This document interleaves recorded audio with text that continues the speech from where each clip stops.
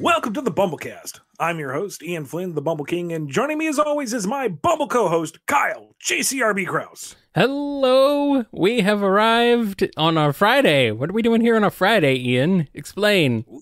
We have a special guest episode today. Wah!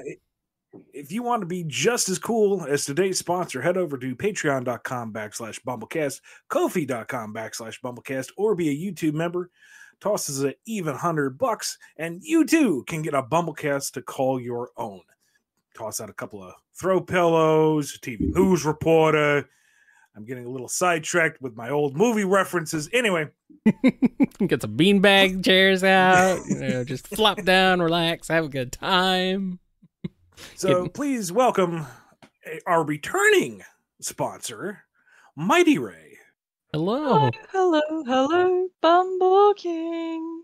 Sorry, I couldn't resist doing that. No worries. If we need a new intro tune, I know where to turn to. Yes, welcome back, Holly. Good to have you on board. It's a pleasure. Thank you for having me. Well, thank you for supporting the show. So welcome back. How you been since last time? Up and down, all over the shop, as they say. I can relate. I think we can all relate. Yeah, just a little bit. But what do you bring to us today on this most Bumble of casts? My brain needs to know one question. It's been on my mind for a while. And of course it's related to food because that's something I'm a huge fan of. Is what can I do to persuade people at Sega, if it's ever possible, to make Ray's favorite food officially pancakes? Because we need a pancake lover, and I don't see many of the modern cast being into pancakes. But I can just see Ray perfectly scoffing down like a ton of hot stacks, if you know what I mean. Like he's just pancake aficionado, round belly, golden yellow fur.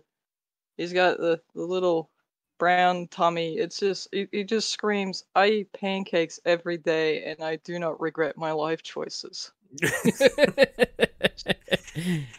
You make a compelling case, one that I can't really argue against.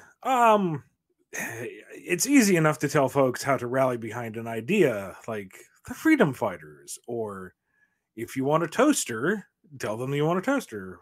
But specifically asking Ray to treat the pancake as Sonic does the chili dog, not quite sure how to approach that one, but I would imagine that the same principles apply.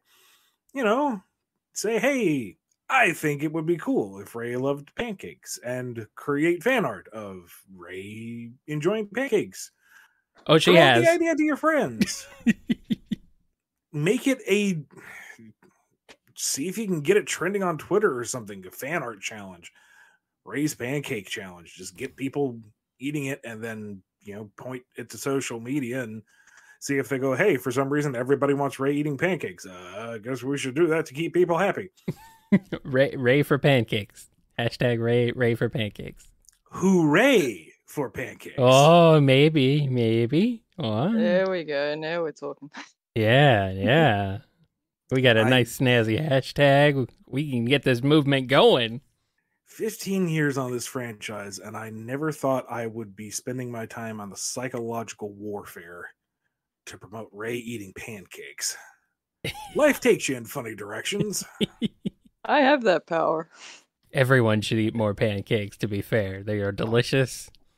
And that's about it, because they're not good for you. You make sure you have fruit with them if you like fruit. They're good fruit delivery service. I suppose. I mean, it's more like a vehicle for fruit and sweet things. Maple syrup. Yes. I mean, you have to do what you can to dress them up since they're inferior to waffles. Uh-oh. Is this are we going to throw down here? I don't know. Well, a throwdown implies that there's some kind of fight or debate to be had. I'm speaking the truth. No, I don't think you are. I'm sorry. I like waffles, I but need someone to find who likes the waffles and have Ray and them have a debate. I propose Infinite for liking waffles, and then we get those two idiots to fight each other.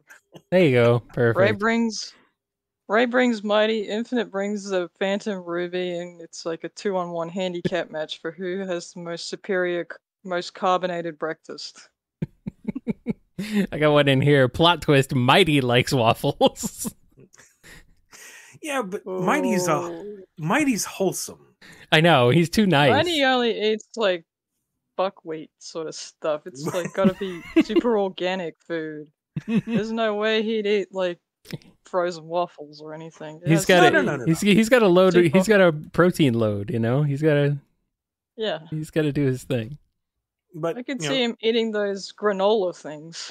know, yeah. Lecturing Ray, your breakfast choices are not healthy, little bro. You gotta eat more fruit. And Ray's like, maple is a fruit. Ray is comes from a tree. It's a vegetable. Ray is too busy scarfing down pancakes to answer. Mm. Now, see, also Mighty is making the pancakes for Ray. Yes. He'll cook them up by the stack, and he's darn good at it. It's just when he's done, the leftover batter becomes infused with protein powder and becomes the waffle itself. The waffle. The waffle. He moderates. It's only the one waffle. There's also French toast, which is also, I'm going to say, superior to the waffle. I beg your pardon, sir. It is a completely different breakfast option. I Mm. could see Honey being into French toast. With like fancy whipped cream and like I like. strawberries on the side. I could see her eating those. I don't believe it is different. It is a bread, sir. You have bread options, but that does sound good. I mean, I'm hungry. See what you've done. Sorry. What you've done, Holly. See what you've done. You turned this into Delicious Cast. Bumble deliciously. delicatessen. Yes. Breakfast cast? Breakfast Cast. Yes. Love breakfast. Breakfast foods are the bestest foods. Get your own Bumble coffee. Get some brewcast. How many ways can I make this work? You're already stretching. Bacon consumption, but with a K. You've done it. You've done it again. Actually, I queued up Sonic Mania Plus the other night on a whim, just to play something and not have to worry about Everything. making making progress or achieving something or whatever. And it's like, this feels good. It feels good to play as Mighty. I still don't have any handle on Ray, though. I understand the principle behind it, but I do not have the timing down whatsoever. I try to glide, and he face plants immediately into the street, and I feel bad. It's kind of like Mario World with the cape. Mm-hmm. Guess what I was never able to do in Super Mario World? The cape floating. Well, The balloon. one, get into the air, and two, Yeah. Oh, okay. How have you fared with Ray in controlling I it? haven't played Sonic Mania in like ages. Unfortunately, my games collection has been growing steadily, but I've just had little to no motivation to play anything. Just mm-hmm.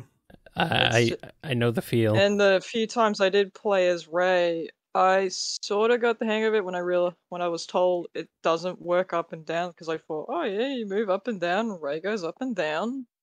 But no, it's left to right, and Yeah, right. it sort of froze me off because I've played Spyro, and you want to move him around, you go up and down and all that. But with Ray, you got to sort of figure out how to toggle him from left to right to get him to go up to down, and it confuses me. It's like those rockets from Sonic Rush. You got to hit them on the right thing, otherwise they just go and you get like an instant game over or whatever. And you're just Man. going, this is going to take forever and a day to work out how to get right. Yep. Yeah, it's a bit different. It's a side-scrolling platformer, so it's not going to be quite the same as a 3D platformer like Spyro. So, Yeah. but I mean, either you think it would be somewhat intuitive that way, or you could, switch the controls around or something that way. But I'll I work don't it know. out eventually when I get back into it. I am never going to forget the one video I saw, and this is around the time Plus came out, and somebody managed to just they could see the Matrix or something, but they went through Stardust Speedway Act 1 in like under a minute with Ray by perfectly timing every single spin dash and jump into a glide, and they just kind of like threaded the needle to maintain speed while just gliding perfectly into each incline to roll down to jump out to glide more. And it was a work of art. And I'm like, so that's how you're supposed to play. Yeah, I think I saw that same video, and I'm just like, that is wizardry. That is Mad's wizardry skills. Like, I'm and wondering just if seeing that's Ray's face pointing it to himself at the end was just like, you little beauty. That was amazing. I'm wondering if that's tool assisted. Sounds like it could be, but hey, maybe it's something. Maybe it's something humans can pull off. I hope so. I hope there's someone somewhere who can do something insane like that, or someone, someone who can set a world record at the Sonic game on a Games Done quick stream. Except that's already happened, and that was pretty awesome. And some people can just pull off some remarkable nonsense with games. Oh yeah. Like, case in point, I tweeted about this earlier. My best friend sent me a video of his son, my godson, playing through Metroid Dread on hard mode. And it's like, how does this child do these things? Like, he took out this one boss that had me stuck for an hour or so. He beat hard mode in about 5 hours, where the game beat me after 13. It's just like, this child, he is too powerful. He is too strong. I had a friend who was amazingly good for RPGs and at his age. Like, he managed to beat Final Fantasy X around about, I think, when did it come out? 2000. It was about like 2000, 2001, 2002. Yeah. Yeah, he got around that time, and he managed to beat it within like I think a few weeks. Play it every Evo. He did just the main game, not like everything else under the sun, but he managed to do that. Yeah, I know. And he was really good at RPGs, and he'd buy tons of them. Yeah, I know some people can blast through like 50-hour plus games, and I'm just like, how can you do that? I can't. I don't know. I just don't have the patience, I guess, for that kind of RPG. I don't know. I don't have that mindset, I guess. I like things being nice and short, nice and quick, nice and easy. Well, not super easy, but You're here for a good time, not a long time. Exactly. And yet you play Truck Simulator. Well, that's because it's at your own pace. It's like you just do what you want to do for as long as you want to do it, and then you're done, and then you quit. It's not like there's a story or anything. There's no commitment. You just jump in, do some stuff for a little while, and then jump right back out. And there you go. You're good. I like it. Unless you're tormented by a pesky devil. Well, that's you, not me. Yeah. Aside from not actually digging into it yet, which I sympathize, what have you been adding to your game collection thus far? Many games. Lots of them pretty obscure. Some of them, like, critically panned by everyone under the sun, including your 2-year-old child. If you gave it to them, they'd come back and it's covered in peanut butter, and they just plop the disc down and go, "Daddy, this game's bad." Do you have a platform of choice, or are you whatever you can get I do have a couple of games that I consider my holy grails, which I have acquired, and they're in my PS1 collection. Aha, that's right. Yeah, you collect PS1. Yeah, I collect all sorts of games from the PS1 onwards. I mainly stick to PAL because region locking is, Right. Yeah. yeah, and plus postage is just astronomical, so it's just easier to buy locally. But I was very lucky one day.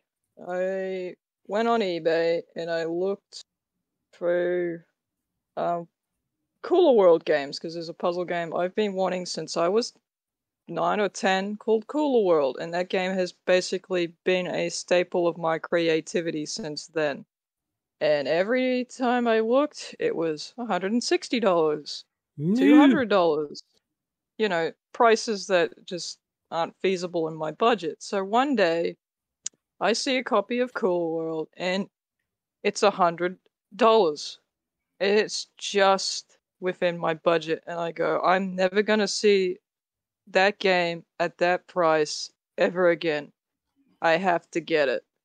And I caved and I bought it immediately, and it was the best impulse decision I ever made because it fulfilled my dream of having this elusive game finally in my collection after all these years of just either seeing the prices just fluctuate from maybe I could get it if I just save up a little to, honey, you're not going to be able to get this. You're going to need a 6-figure salary just to buy this.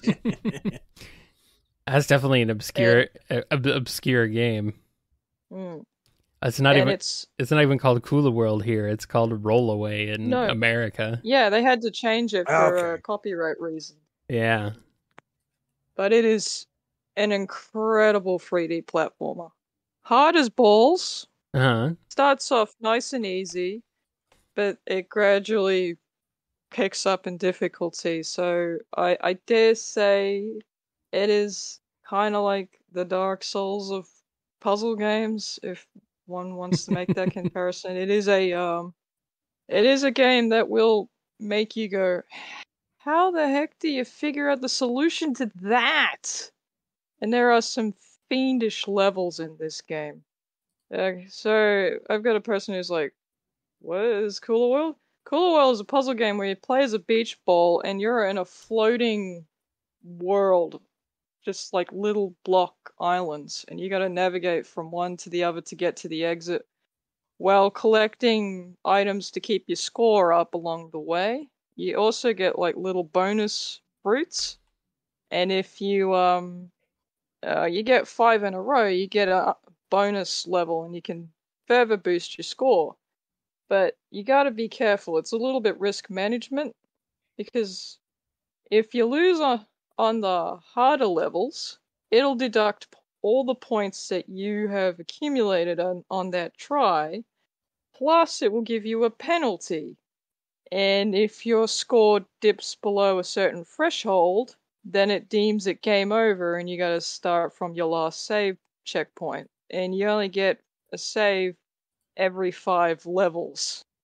Oh God. So Wow. yeah, it's not a game that is gonna hold your hand and go, there, Sonny, you can do it. It's a game that's like, okay, you got the basics down, Pat. Now here you go. Here's a whole new set of levels.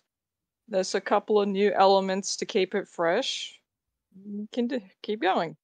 And I started having difficulty because I'm not the smartest person on the planet. Around about level 15, that's not that's me. There are other people who can easily complete, like, get up to level past that without too much difficulty. I reckon most people will probably have trouble around the level 30 mark. That's the Aztec theme levels. And then they'll start to really have difficulty by the Antarctica and Rust levels. So if you get past those, then the next set of levels will really make you think. So there's no shame in using a walkthrough. That's what I'm trying to say. If you get stumped, don't be ashamed to use a walkthrough because this game is meant to really challenge your thinking skills.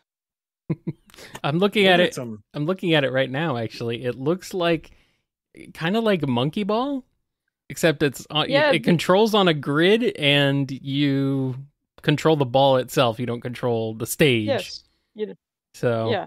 Apparently, the creator of Super Monkey Ball was supposedly inspired by Cool World. He that saw that and went, "Ooh." that actually makes sense. It definitely does look like something that could have inspired Monkey Ball.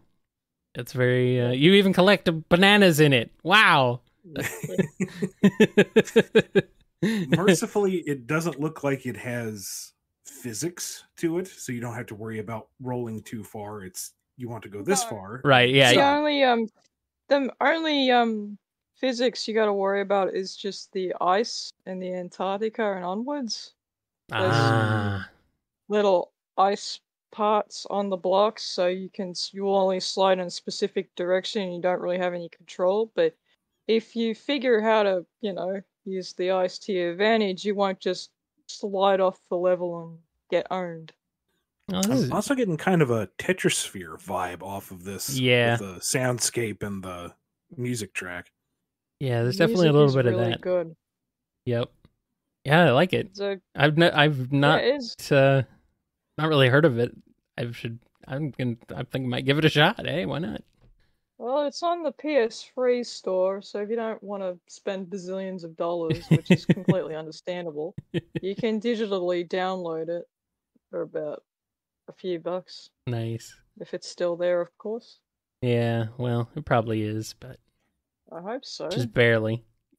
the PS3 store is hanging on by I'm a still thread these salty days.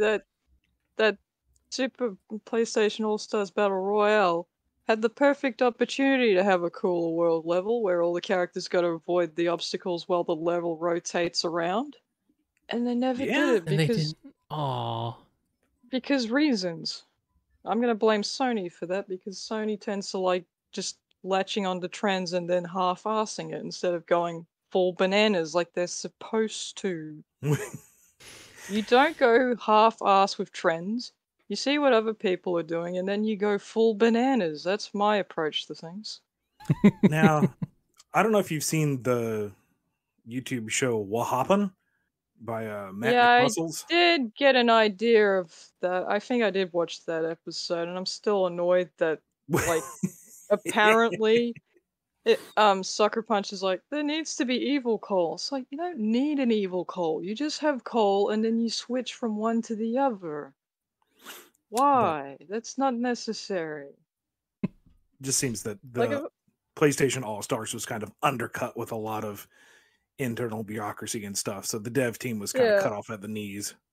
Yeah. And then they never got to make another game again to prove themselves because Sony's like, well, bye. Like, if I was in charge and I had this silly idea in my head for a long time, like I just blurted it on YouTube or whatever, this is my wish fulfillment crackpot idea that I know will never get off the ground. I don't care. I'm making this. Hey, Sony, if you really want it, please pay me some money or treat me to the best Korean barbecue restaurant you have, and then I'll give it to you, whatever. But basically, the idea was after getting completely thoroughly owned, Polygon Dude decides, hey, the back catalog is full of bitter, sad people that Sony completely forgot. Wonder if I can dupe these suckers into going into, all the popular IPs and making a mess. And I shoehorned Ray in there at the time because why not? Like, I thought it'd be interesting to see him as a villain. Like, he's tired of being ignored for over 20 years, so he pops in, and like half the trailers for all the popular characters. Like, you see Ray at the start, and then he gets owned by something, or he tries to do something, but again, things go all wrong, and then the main character for that trailer pops up, and you get to see them do really cool shit. Ray is the Mario of the PlayStation All Stars universe. I like it. Well, someone's got to be the one you got to try and beat the crap out of, and I don't see people lining up to go, yeah, I'll totally take a swing at Gemma Lemmy. What, you want to punch a girl who just wants to rock out on a guitar? No, no one Rude. wants to beat up Lammy. Lammy's a cinnamon roll. You don't do that. You go after the annoying squishy thing that squeaks and is bitter at the fact that he's treated like some kind of third-rate Scrappy Doo knockoff. I could see in lieu of Ray, if Ray were not available, I think Crash Bandicoot would fill that role. It wouldn't be Crash Bandicoot, it'd be Yaya, because Activision would be like, no, you can't Oh, have Crash Bandicoot. that's right. Yeah. But you can have this D-list character instead if we're feeling generous. Oh, Activision, you can't go under soon enough. I still can't believe Activision just flat out told Naughty Dog, no, you can't have Crash Bandicoot out at your anniversary gallery. No, you're not allowed. It's like, it's a gallery. They're just showcasing the art that they made back when they had Crash Bandicoot. What's it gonna do? Shouldn't have let it go, I guess. Yeah. Silly. Silly. Yeah. Oh well. So if Activision were to go under, Yeah. they're privately owned, right? No, Mm. I do not believe so. All right. Well, wonder what would happen to the IPs then. Would it just be like a bidding war to? They would make up probably for try loss? and sell them off for Yes, I hope Activision the owner Blizzard is of Metal public. Arms. I hope the owner of Metal Arms glitching the system gets the IP rights back if that happens, because he tried so hard to like go, hey, look, I got a sequel. I'm willing to fund this with my own money. He's like, I will buy the rights from you wholesale, please. I will do anything. And Activision's like, no, we don't care about that. It's like, got the guy willing to work for you for basically peanuts, willing to do this out of his own back pocket, and you're like, no? I'd be going, hey man, if you're paying for it, sure, here, have your robot back. Go ham. Just make sure we get the money. Yeah. Companies are weird, especially when they're that big. Oh yeah. It's frustrating. As someone from the outside, looking on the outside, from the outside looking in, it's like, what the heck? What are you guys doing? What are you thinking? And a lot of the time, it's just a lot of internal stuff that the public has no knowledge of. So, oh well. I don't actually hope Activision goes under. I just hope they, gut their management and replace them all. and then, but don't fire anybody. Jeez, stop firing people after you've made record revenue for a year. That's not a good look. Not good. Sorry we're firing you just before Christmas, but as a token of our gratitude, here's some Monopoly money. But I got kids to feed. Here's some Monopoly money. Take And then it or we'll blacklist you. yeah, but then Ubisoft will come along and sue Activision for giving out Monopoly money because Ubisoft's got the license to Monopoly. Oh boy. Isn't it fun when business and art get intermingled? No. Not in the slightest. And you're the one here with probably the most experience of that, Ian. You probably experience that regularly. Yeah, and the stories I could tell but cannot. Mm-hmm. Maybe one day when you're the retired. The stories that I have heard and must keep to myself. Goodness me.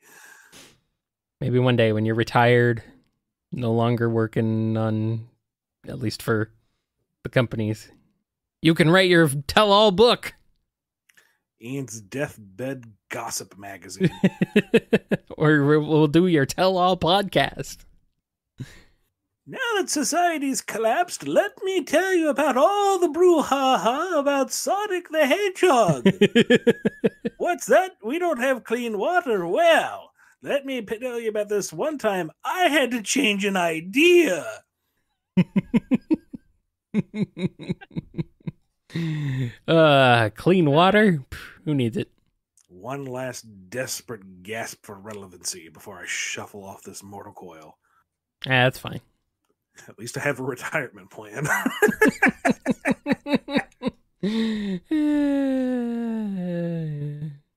Yeah, I've got a couple of funny stories about joys of high school and that. Oh boy. Yeah, like my personal least favorite was I picture this: you're in grade 12, you're a complete dork, you hardly do anything to draw attention to yourself. You basically have years of on and off bullying. You just like have zero friends and stuff like that. So one day, your principal decides we're gonna have a huge assembly, and it's girls only, all girls, from years 8 to 12, and you have to attend. So you're thinking, what's going on? I'd rather be studying because I'm already falling behind. This sounds like a I trap. guess Just says it it sounds is. frightening. It's a trap. It is a very, very bad trap. Mm. So anyway, I rock up with everyone. We're all just wondering what's the big deal. So anyway, long story short, principal rocks up and she's like, "No offense, everyone, but you kind of look like sluts, and you're making our school look bad." And I'm sitting there like, "Really, really? This is it?" I thought someone did something horrible, like smoke weed and then left a fire in the agriculture part of the building or something. But no, it's oh, a couple of the preppy girls are modifying their mini skirts again. And instead of, going to these chicks, bringing them in saying, "Look, Susie, could you please stop modifying your skirt to make it a mini skirt?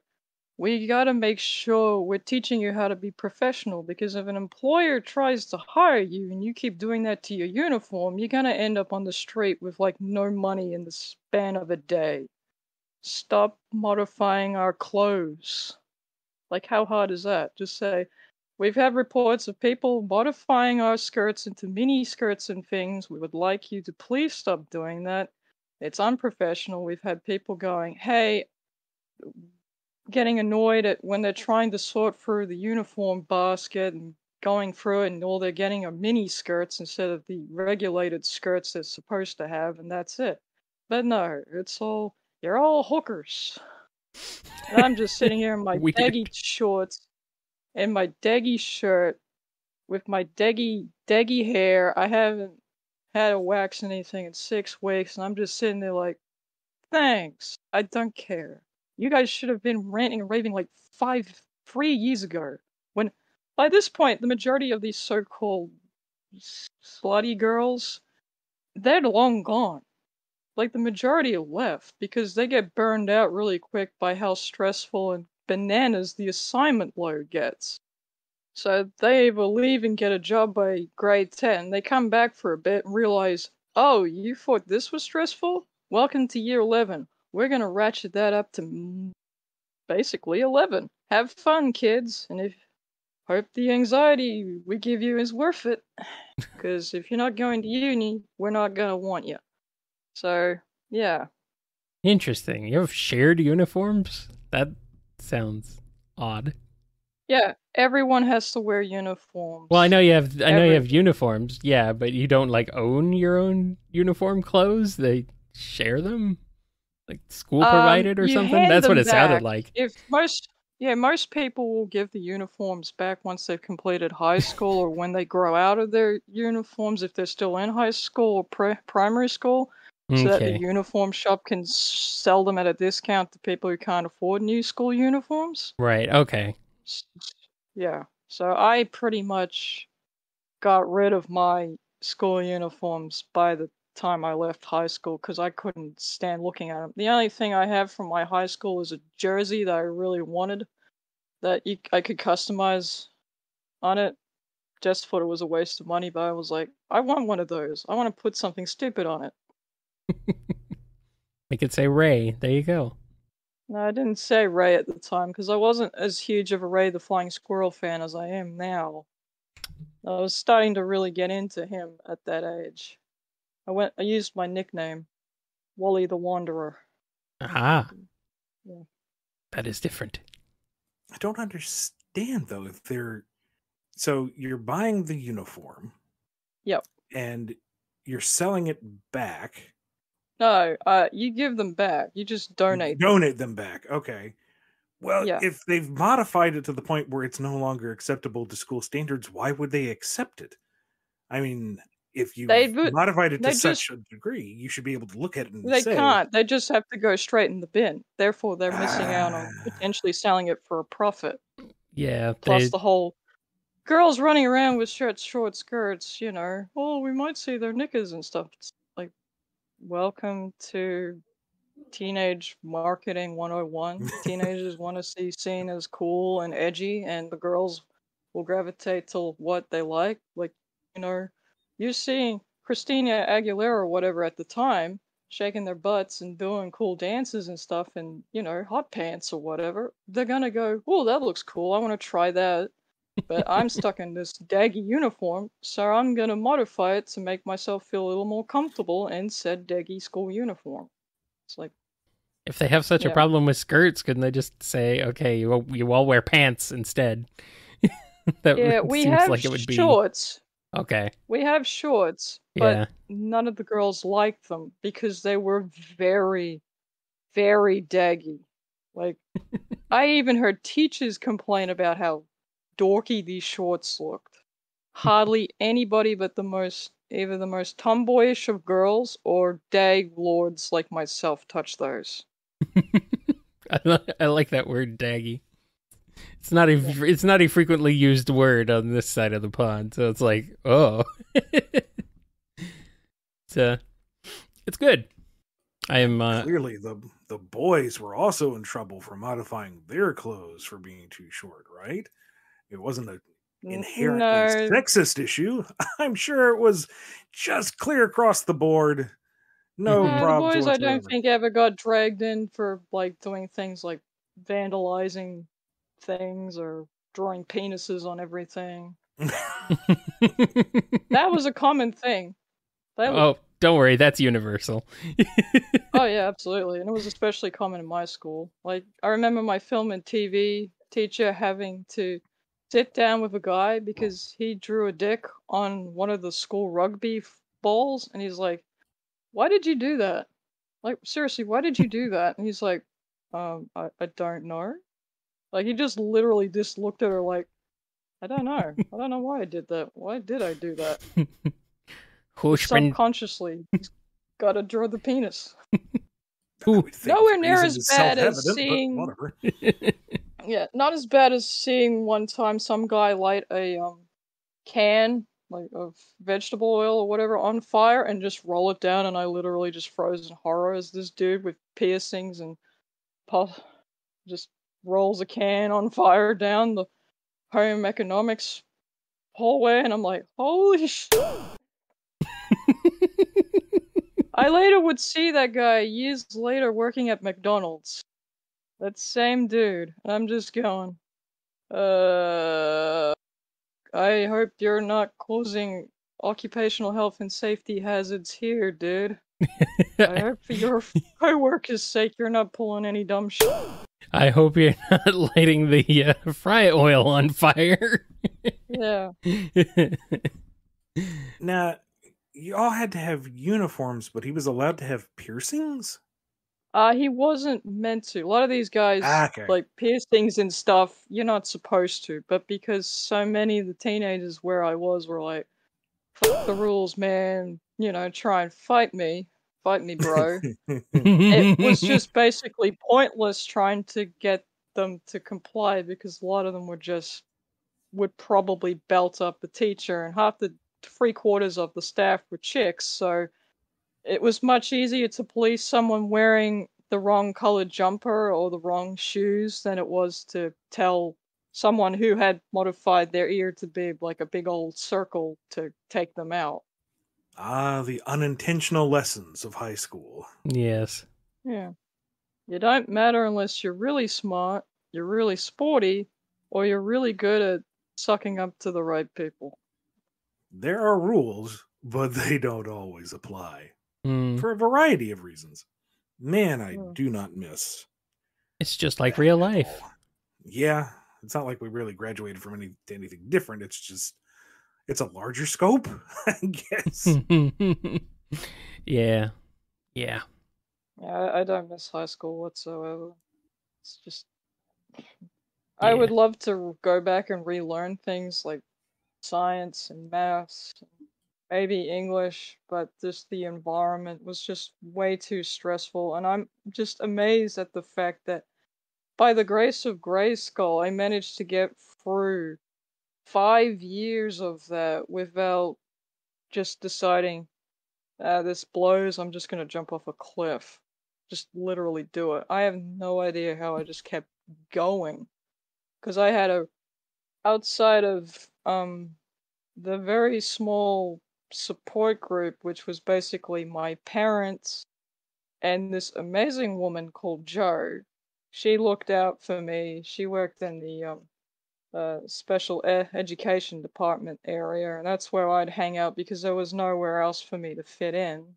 So I'd just hang out with a mate of mine there and just sit on the ramp, just eating my lunch, or just roam around aimlessly because there was just nowhere for me to go. But she managed to get me a room place where I could study in peace or cool down if I was just gonna freak out. Because a lot of the lessons were intense because everyone's noise levels were just huge and it was very difficult to concentrate sometimes. And it was just it was just some days, it was just a slog. Like there were lessons you just look forward to, and then by the time you got to the lesson you were looking forward to, you're just like, oh man, I can barely concentrate, but I just gotta pull one more hour out of me, and then I can just zone out on the way home on the bus. And I used to get annoyed with my folks. They're like, well, how was school? And I'm like, I ain't got shit. Yeah. Why are you asking me? I don't want to talk about it. I don't want to acknowledge it, man. I don't know how I graduated year 12. I really don't know. Looking back at it, it's just because there's so much of my life I'm either freaking the fuck out about assignments because I can't organize for peanuts, or kids are giving me shit because I'm a loser, or I'm roaming around aimlessly, or I'm barely able to concentrate on my work, or just numerous things. And it just amazes me, like, how the hell did I graduate, let alone get B's in some of the subjects I had? How they pull that off? Well, we don't think you're a How the loser, hell? for what that's worth. That's nice. And you made Well, it it means a through and lot you to did me. well. So that is a credit to what your actual abilities are. Yes. Yeah. There's, there was one teacher I do remember very fondly, Ms. Martin. She was an amazing teacher, and she instilled quite a few of the values I hold dear today. Like, she was such a good teacher. Just an absolute legend. And the art teachers were pretty good too. They were, unfortunately, they instilled in me a criticism I can't stand anymore. I still can't. It's, your artwork isn't aesthetically pleasing. And it's like, don't know what that means. Is it ugly? Is it bad? What's wrong with it? It's like, it's just not aesthetically pleasing. It's like, and that's something I've struggled with till today. It's like, I don't know how to make this shit pretty. That's No weird. one's told me how to make it look pretty. That is very Like, I weird. don't know how to make it work. Like, I basically, it sort of was the beginning of me signifying that, oh, I'm not good at taking criticism. And then then I really hit rock bottom when I had a huge panic attack over not only getting my little tiny book published. Hit. Just got to the chat. I just noticed that one guy's like, oh, they only recognize still life. My art teachers were the opposite. They weren't stuck on one particular art form, which was very good. Yeah. because they were all modern artists. They all were into all the arts. It was just like they had this idea that you really need to push yourself out of your bubble or whatever, and if you couldn't, then you get the aesthetically not pleasing treatment and they want you to keep going. And then there's just some days where you're just crying because you've had a hard day of learning and you just want to just focus on your art assignment in peace. Maybe I didn't want it to be aesthetically pleasing. Did you think about that? Look, man, I'm just trying to pass. I'm sorry, Mr. Amos. I'm sorry. I really do respect you. But my brain is fried and I just want to get a B. That's all I want. There's part of me that's like, we should be striving for A's. By the time year 12 rolled around, it's like, I just need a pass. I don't want to repeat year 12. I don't think I can last another year stuck at year 12, man. That, and if you want to talk about aesthetics, there are some general rules, and if that's what they want you to steer towards, then that's where they, as instructors, should, I don't know, instruct. It's not aesthetically pleasing. Okay, in what way? In the line? I think they tried. Give them the benefit of that. I think they tried, but because my brain is like this weird Rubik's Cube that then turns into like an icosahedron on a whim, they probably look like they think, oh, you're normal enough to function in mainstream school. I can just explain it like this, and then they're like, oh, why is she melting down again? No, don't cry, sweetheart. I'm not saying your artwork sucks. Oh. I think they're maybe they're like trying to be general to not be too harsh. Yeah, but then it just comes across as It's like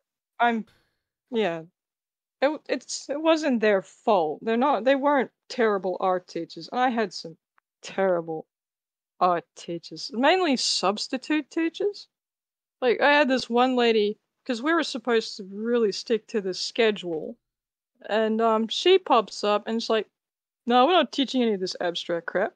We're gonna learn how to draw faces from a mirror. We're like, okay. And then, like, the next time Mrs. Nakamura comes in, it's like, did you guys learn what you were supposed to? And they're like, no, we just learned how to draw faces. And she's like, she was very frustrated. But yeah, year 12, I did not have a good time because we had teacher for one semester and then she nicked off.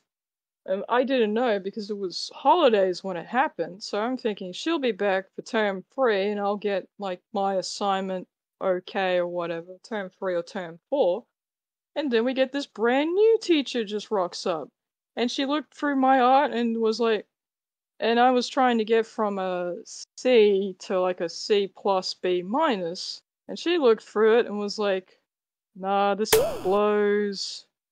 Just outright says right to my face that my picture of this lizard woman and like this weird collage thing I did where she's leaping out of all these like newspaper article things that all these pictures that were collaged they were made to look like newspaper articles smothered with some shellac and she's leaping out like, I'm sorry, but this is not original, so that's why you got your marks down. And I'm like, I just felt like I just walked in. It's the start of term 3 or 4. I can't really remember.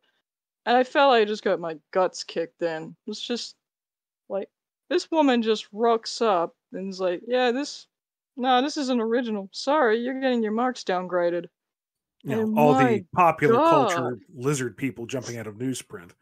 It's just everywhere. Yeah, and oh boy, she caused a huge ruckus because there were like 2 other girls crying. I remember my best friend who worked her ass off drawing this horse, realistic horse. Very talented drawer. Like she's always been better than me at it. And she's like completely drained because she got a downgrade. And this girl who was really going all out for an A plus. And she was very, very good at what she did. She got downgraded to like a B or something, and she was in complete tears, and everyone in the class is like, Huh? What? I don't think there were very many that got an upgrade from their previous grade. It was just all downwards. Ironically enough, that same teacher that gave me worse marks, she ended up having to do this massive backflip with me because not only did in the end did I get the B minus that I was looking for, she ended up nominating me for an award that I won at the school, which was the most passionate artist. And I thought, what the hell? Congrats, you've been nominated for an award to do with art. I'm like, what? When did this happen? I don't remember this ever happening. Who Like, nominated how me? It did wouldn't this be happen? you. Yeah, it was just thoroughly confused. Like, the same woman who told me to my face that my stuff wasn't original, then goes around and says she's the most passionate artist. And I think what happened was the head of the art department, Mrs. Collingwood, who was a pretty damn good artist in her own right. I think she might have talked to this lady after, she settled that and looked through it and went, wait a minute, Holly? Not original? I don't. Look, you must be. I know you're new here, but this student in particular, she may not be the best artist you'll ever see in your life. Like, there are students that are better than her, but nearly every extracurricular activity that she's done has always been about art. She's always attended her art classes on time, has not caused any beef with any of the art teachers. Like, she really, really loves art. I think you may have made a slight mistake. That's my theory. Or maybe she's like, oh, wait a minute. Maybe I may have made a mistake or something. I don't know, but I reckon that the head of the art department may have played a slight hand in that. Because I don't see how I would have got that award any other way. It's like, That's weird. yeah, it But was hey, very weird. I thought, at least you got an award out of it. yeah, I honestly thought this must have been a mistake. There's no way I could have earned this award. No, I've seen your art. You're good. You've earned it. Well, that's good. I'm glad I earned something. It was the same when I got Boris off the ground. I thought, oh, I got that off the ground on TAFE, which is like community college for Australians.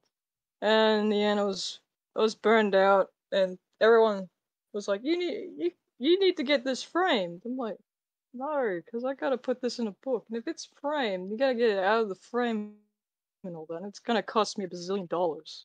So anyway, I had it hung up on a wall, and somehow, the local supermarket place in Mapleton saw it, and then must have also had a chat with the crystal shop in the same area. They must have saw my book thing and went, yeah, that's really cool. Here, have $200. And I was like, I won money. How did Yeah. that happen? I always get excited whenever I win something because I just least expect it at all. I honestly don't expect anybody to be like, "Oh my god, that's amazing. Here, have money." Like, what? How did that happen?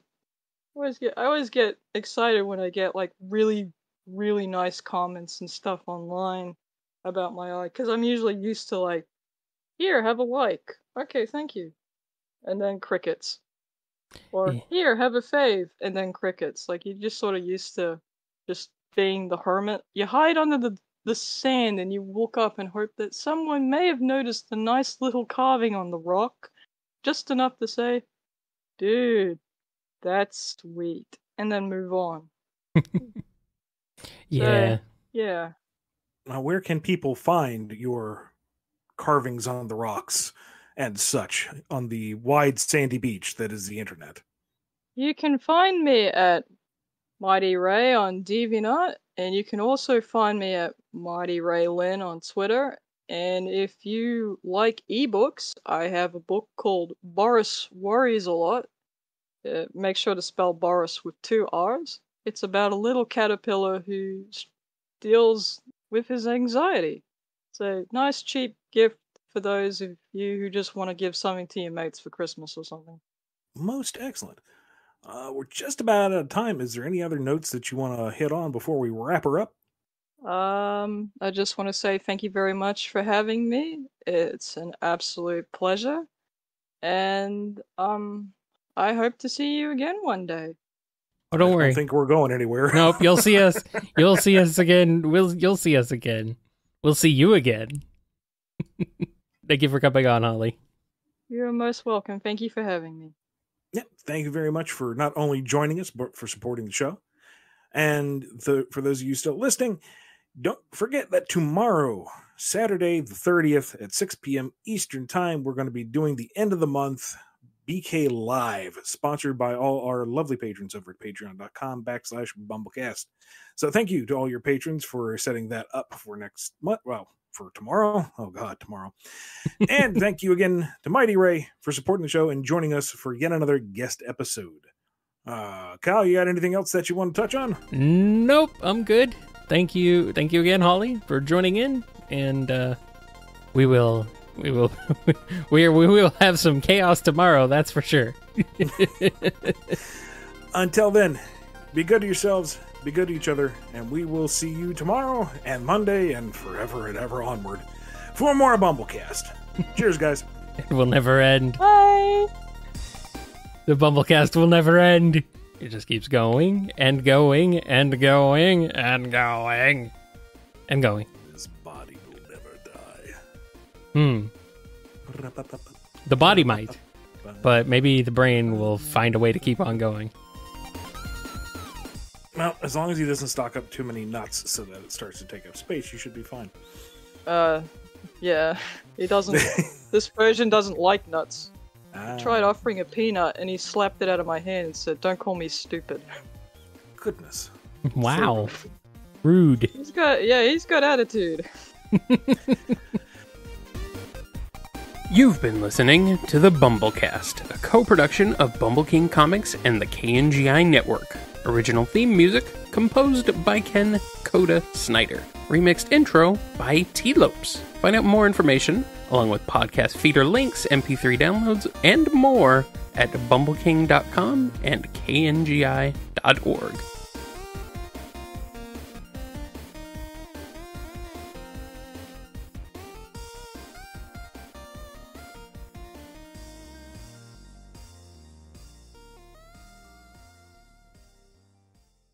It's your show. What's your topic? All I have, unfortunately, on my mind is a ton of nonsense and Ray the Flying Squirrel, which is basically every day, aside from the part of my brain that's preoccupied with politics, which we have now put that in a box for quarantine purposes.